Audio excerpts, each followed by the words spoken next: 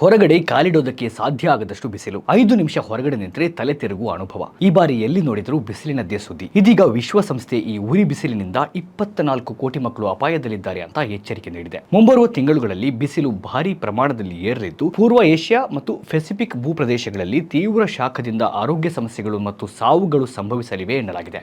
ಮುಂದಿನ ದಿನಗಳಲ್ಲಿ ತೀವ್ರ ಬಿಸಿಗಾಳಿಯ ಅಪಾಯ ಇದೆ. ಮತ್ತೊಂದು ಕಡೆ ಹ್ಯೂಮಿಡಿಟಿ ಅಥವಾ ತೇವಾಂಶ ಕೂಡ ಹೆಚ್ಚಾಗ್ತಾ ಇದ್ದು, ಸ್ವಾಭಾವಿಕವಾಗಿ ದೇಹ ತಣ್ಣಗಾಗಲು ಸಮಸ್ಯೆಯಾಗಲಿದೆ.